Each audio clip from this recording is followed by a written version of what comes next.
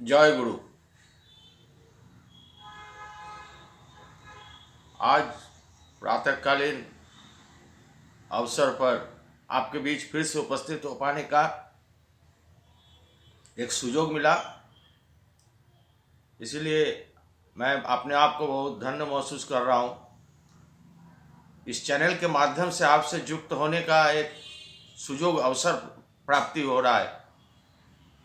ये प्राप्ति, जीवन का हर प्राप्ति संभव होता है। हमारे जीवन की दिशा, चलना, जीवन कैसे, किसको अनुसरण करेंगे, कौन हमारे होंगे पथ प्रदर्शक, इसके बारे में आज चर्चा करेंगे। हम लोग सब जानते हैं कि हमारे जन्म लेने के साथ ही हमें एक पथ प्रदर्शक चाहिए, गुरु चाहिए। गुरु माने शिक्षक, गाइड। ऐसा जन्म लेने के साथ ही हम लोग को प्राप्ति हो जाता है और वो माँ के रूप में हम लोग पाते हैं।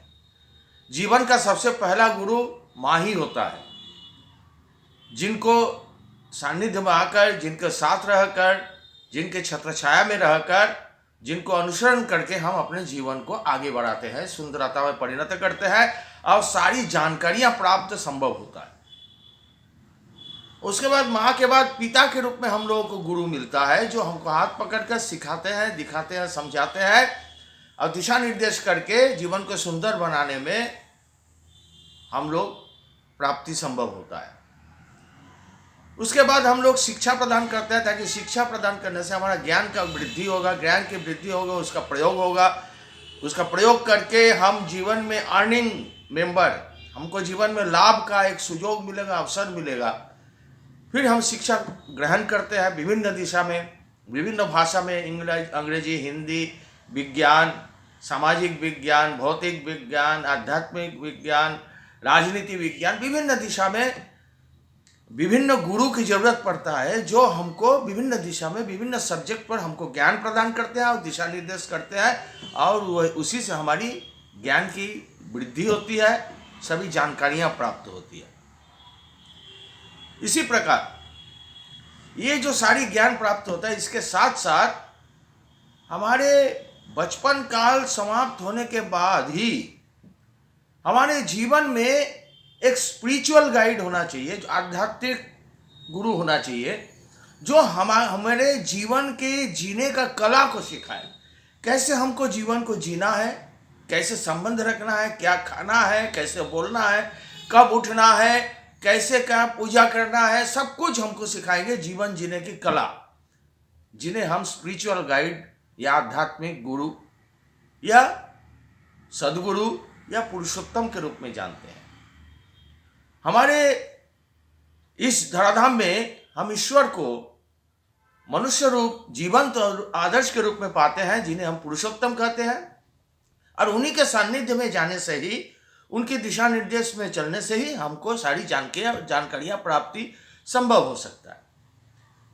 अब ये प्रश्न उठता है, आजकल इस भीषण युग में जहां मनुष्यों की संख्या विस्तार लाभ किया है और यहाँ आध्यात्मिक चेतना के लिए, आध्यात्मिक प्रेरणा के लिए बहुत जगह हम लोगों को निर्देश मिलता है, बहुत जगह कथाएं होती है, बहुत जगह प्रवचन होता है और दिशा निर्देश। अब हम लोग मनुष्य जो है वो दिग्भ्रमित है कि किसको अवलंबन करें, कौन होगा हमारे आध्यात्मिक गुरु, सदगुरु, पुरुषोत्तम। गुरु होते हैं चार प्रकार के। जैसे हमारे भारतवर्ष में ये देखा गया, जो भारतवर्ष की प्रथा है उसके हिसाब से कुलगुरु, साधक गुरु, सिद्ध गुरु, कुलगुरु, साधक गुरु, सिद्ध गुरु, सदगुरु, ये चार प्रकार के, चार स्टेज के गुरु हमको मिलते हैं, जिनका एक अलग अलग लोगों का एक अलग अलग एरिया है। इतने एरिया तक ही वो हमको पहुंचा सकते हैं, इतने लेवल तक हमको पहुंचा सकते हैं। जैसे कुलगुरु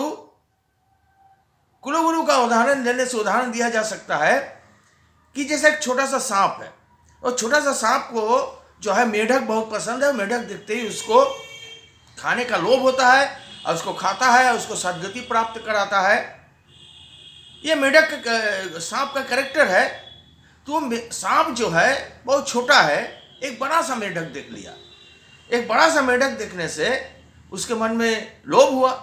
अब वो उसको पकड़ना चाहता है, मगर उसको पकड़ नहीं पा रहा है, क्योंकि वो जानता है कि उसका मुंह छोटा है और मेढक का शरीर बड़ा है, वो उसके मुंह में नहीं आएगा। मगर उनका मन में लोभ है, उसको पकड़ना, उसको सदगति कराना, उसको पार लगाना। तो वो उसको छोड़ ना पाने की वजह से उसके ऊपर झपटता है और उसके मुंह में मेढक तो आता नहीं है, तो उसके पैर, मेढक का पैर उसके मुंह में आ जाता है। अब मेढक ये सोच रहा है कि ये हमको सदगति भी नहीं लगा रहा है, हमको पार भी नहीं लगा रहा है और छोड़ भी नहीं रहा है। ये होता है लेवल। इस लेवल में उदाहरण देके हम लोग समझ सकते हैं। उसके बाद साधक गुरु होते हैं, जो साधना करते हैं, जो मनुष्य कल्याण के लिए काम करते हैं, वो भी दीक्षा प्रदान करते हैं। साधक गुरु का उदाहरण ले सकते हैं कि जैसे एक सनई का लकड़ी है।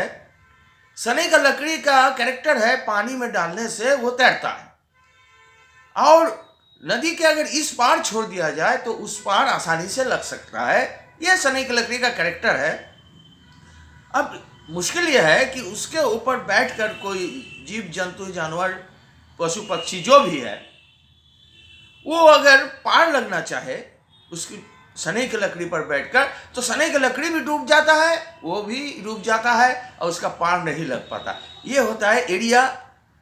अब साधक गुरु, साधक गुरु भी बहुत जन कल्याण के लिए दीक्षा प्रदान करते हैं, मानव कल्याण के लिए, और सुंदर पथ दिखाते हैं, मगर उनका एक एरिया लेवल वहीं तक है।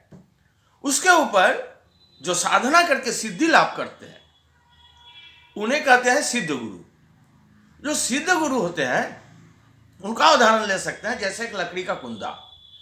लकड़ी का कुंदा भी पानी में तैरता है, वो नदी के इस पार अगर छोड़ेंगे उस पार लग जाएगा। उसमें बैठ के कोई अगर जाना चाहे तो अपना पार लग सकता है लकड़ी के कुंदा, वो डूबेगा नहीं।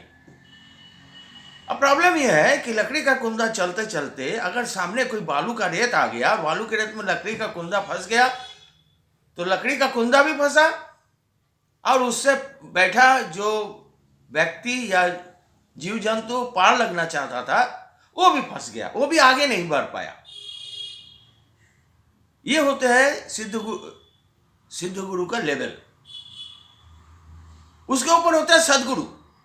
सदगुरु ऐसा होता है जैसे जहाज की तरह। जैसे जहाज को जिस कॉर्नर में हम ले जाना चाहते हैं, जिस कॉर्नर में हम पहुंचना चाहते हैं, जिस कॉर्नर में हमारा पार लगाना चाहते हैं, उसी कॉर्नर में हम ले जा सकते हैं, पूर्व, पश्चिम, उत्तर, दक्षिण, चाहे किसी भी दिशा में हो, किसी भी जगह पर हो। तो जीवन में कुलगुरु, साधक गुरु, सिद्ध गुरु और सदगुरु दोनों हमारे मंगल के लिए हमें युक्त करना चाहता है, दीक्षा प्रदान करके हमारे जीवन को सुंदर बनाना चाहता है, मगर सबका एक लेवल है। उस लेवल तक ही वो हमको पहुंचा सकते, आगे नहीं पहुंचा सकते। तो कुलगुरु, साधक गुरु, सिद्ध गुरु बहुत हो सकते हैं, और सदगुरु सिर्फ एक ही होते हैं, जिसको हम पुरुषोत्तम के रूप में जानते हैं। वही होते हैं युग पुरुष। उनको बार बार आना पड़ता है। वो ईश्वर मानवीय रूप धारण करके जो आते हैं उनको कहते हैं सदगुरु। हर युग में अलग परिस्थिति, अलग विधान होना चाहिए जिसकी वजह से उनको आना पड़ता है। कभी उनको हम राम, कभी कृष्ण, कभी बुद्ध, कभी जीसस, कभी हजरत मोहम्मद, कभी चैतन्य महाप्रभु, कभी रामकृष्ण परमहंसदेव। आज इस महाकली युग में जहाँ विशाल कली युग, मनुष्य का इतना विशाल रूप धारण किया, मनुष्य के कैरेक्टर में रावण और कंस जैसा कैरेक्टर घुस गया। एक रावण और राम नहीं है इस युग में। हर घर में रावण और कंस का उत्पत्ति हो रहा है, उस कैरेक्टर को डेवलप कर रहा है। ऐसे युग में पुरुषोत्तम श्री ठाकुर अनुकूल चंद्र जी के रूप में आज हमारे पास दया करके उनका अवतरित हुआ है। उनको अनुसरण करके, उनके सानिध्य में जाके वो हमको ऐसा विधान दिए हैं जो इस युग में पालन करने के लिए लायक है, और उसी को पालन करने से हमारे जीवन के कल्याण संपूर्णता ला सकता है। हमारे जीवन सही दिशा में चल सकता है, जा सकता है। जब हमारी दिशा सही हो जाता है तो हमारे उसको अनुसरण करने से हमारे जीवन की दशा में भी परिवर्तन होता है, और दशा में भी परिवर्तन होता है तो हमारे अंदर का इंटरनल पावर जागृत करता है।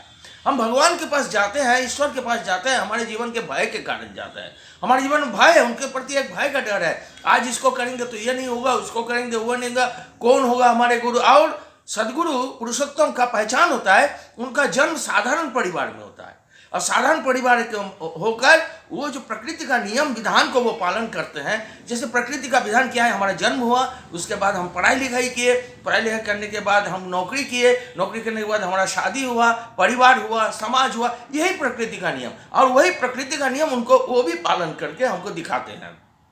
और उनको जो है जटा धारी और अंग वस्त्र नील लाल पीला हरा देख के हमको संबोधन करने की जरूरत नहीं पड़ती। उनका आचरण, उनका जो है संपूर्ण जीवन काल हम लोग को प्रेरणा देता है, और उन्हीं को हम लोग अनुसरण कर लेते हैं। और एक और चीज देखा गया कि उनके जीवन काल में वो कक्षा 8 पास होने के बावजूद उनके पास ज्ञान का विशाल भंडार रहता है। किसी भी दिशा में उनसे प्रश्न करते हैं, किसी दिशा में हमारी जिज्ञासा होती है, उनके पास जाने से समाधान मिल जाता है। कि किसी भी शास्त्र में, राजनीति हो, अर्थनीति हो, सामाजिक नीति हो, आध्यात्मिक नीति, किसी भी दिशा में वही होते हैं सदगुरु। और वो साधारण मनुष्य की तरह विधान देते हैं, और इसी युग के अनुसार विधान देते हैं।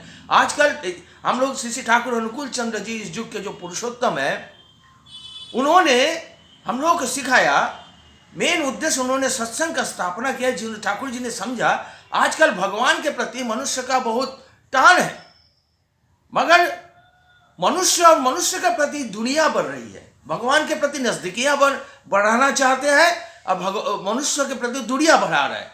इसीलिए उन्होंने एक इंस्टीट्यूशन उन्होंने तैयार किया, जिसको हम सत्संग के रूप में जानते हैं, जिसको कहते हैं मैन मेकिंग, मनुष्य बनाने के कारखाना। हमारे अंदर हम मानविक संरचना में है, मगर हमारा कैरेक्टर जो है मनुष्य जैसा नहीं है। हमारा आचरण जो है पशु जैसा है। हमको क्या खाना है, क्या बोलना है, कैसे बोलना है, कब उठना है, कैसे पूजा करना है, किस तरीके से हमको दान करना है, सब कुछ हम लोग दिशा निर्देश करते हैं सदगुरु पुरुषोत्तम। और उन्हीं को अनुसरण करने से हमको सारी प्राप्ति होती है। ठाकुर जी कहते हैं, बहुत सारे लोगों को देखा गया कि आध्यात्मिक साधना के लिए एकांत पर चले जाते हैं, पहाड़ पर्वत जंगल में चले जाते हैं, परिवार को छोड़ देते हैं, सोचते हैं कि परिवार बहुत ज्वालामय है, परिवार में बहुत अशांति है, यहाँ पर रहने से ईश्वर की आराधना नहीं कर सकते, और पहाड़ पर्वत जंगल एकांत में चले जाते हैं। मगर श्री ठाकुर जी इस युग के पुरुषोत्तम आके हम लोग को बताते हैं, coordination between the spiritualism and materialistic life. आध्यात्मिक साधना के साथ अगर पारिवारिक जीवन युक्त न हो तो हमारे जीवन का संपूर्ण कल्याण संभव नहीं है। यही हम लोग पुरुषोत्तम, इस युग के पुरुषोत्तम के पास से सीखे हैं। प्रतिदिन दैनंदिन वो हम लोग को जो ऐसा विधान दिया, हमको कैसे बोलना है, खाना है, सदाचार कैसे पालन करना है, किस नियम को पालन करना है, किसको कैसे अनुसरण करना है, ये सारी चीज़ें उनके से प्राप्त होकर हम आज विशाल रूप धारण किए। आज उसी परम दयाल के चरणों में आपके बीच दो बात रखने का हमको सौभाग्य प्राप्त हुआ, और इस चैनल के माध्यम से आपसे संयुक्त हो पाता हूँ। इस चैनल को लाइक करिए, शेयर करिए, सब्सक्राइब करिए, घंटी बेल दबाइए, ताकि आगे इस चैनल को कंटिन्यू करके बहुत सारी कथाएं, बहुत सारी जानकारियाँ आप लोग अभी शेयर कर सको। मैं सबकी मंगल कामना उसी के चरणों में करता हूँ। जय गुरु।